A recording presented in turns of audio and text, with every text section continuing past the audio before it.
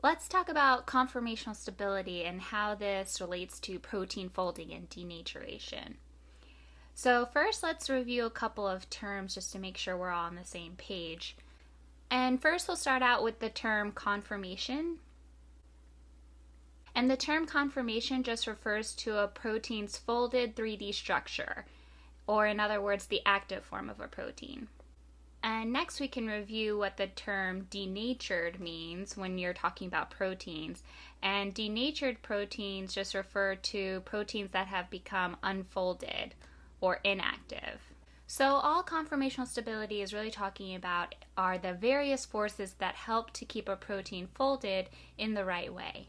And these various forces are the 4 different levels of protein structure. And we can review those briefly right here. So recall that the primary structure of a protein just refers to the actual sequence of amino acids in that protein. And this is determined by a protein's peptide bonds. And then next you have secondary structure, which just refers to the local substructures in a protein. And they are determined by backbone interactions held together by hydrogen bonds.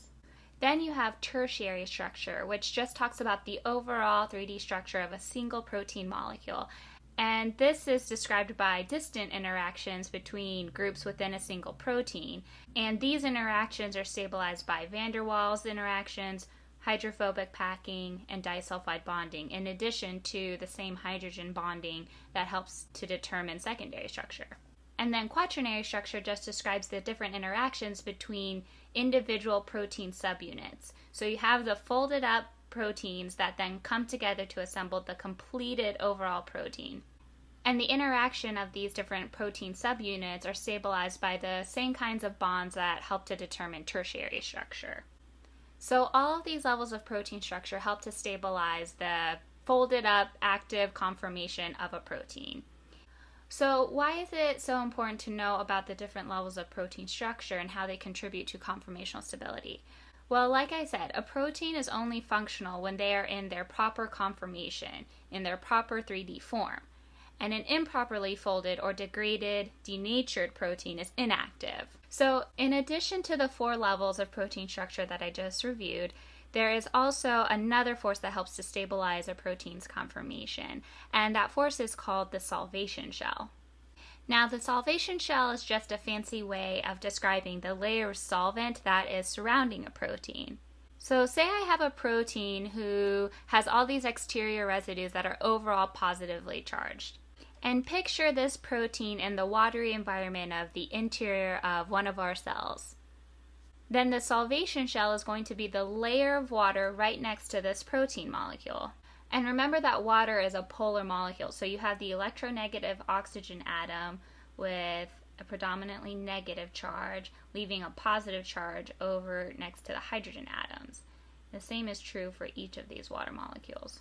So now, as you can see, the electronegative oxygen atoms are stabilizing all of the positively charged amino acid residues on the exterior of this protein.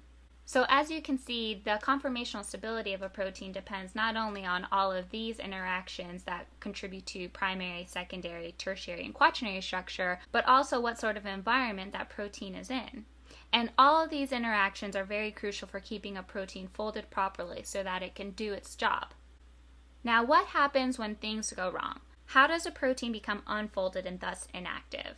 Well, remember that this is called denaturation, and this can be done by changing a lot of different parameters within a protein's environment, including changing the temperature, the pH, adding chemical denaturants, or even adding enzymes. So let's start with what happens if you alter the temperature around a protein. And we can use the example of an egg when we put it into a pot of boiling water, because an egg, especially the white part, is full of protein. And this pot of boiling water is representing heat. And remember that heat is really just a form of energy. So when you heat an egg, the proteins gain energy and literally shake apart the bonds between the parts of the amino acid chains. And this causes the proteins to unfold.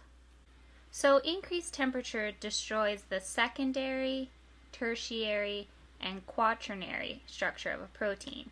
But the primary structure is still preserved.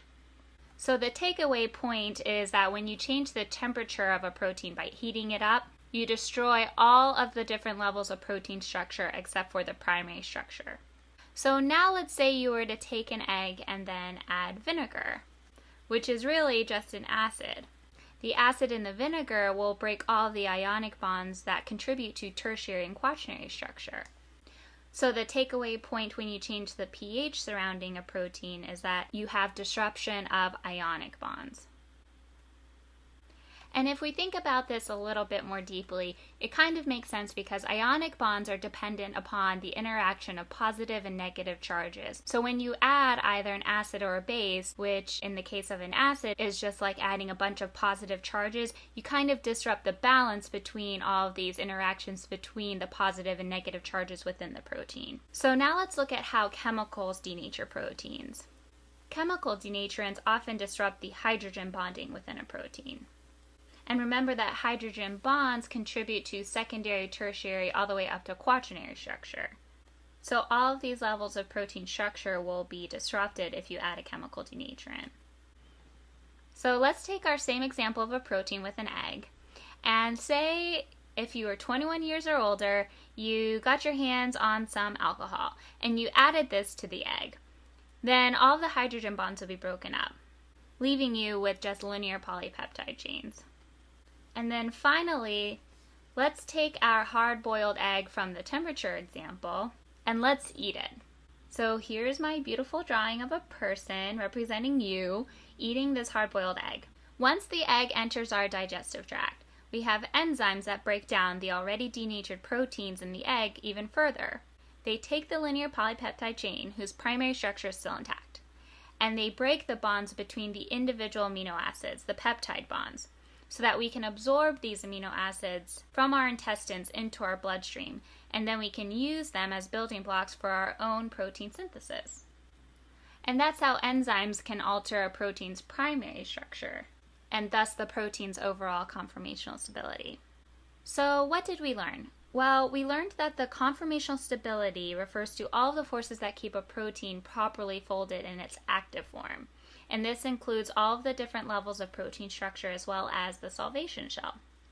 And we also learned that a protein can be denatured into its inactive form by changing a variety of factors in its environment, including changing the temperature, the pH, adding chemicals or enzymes.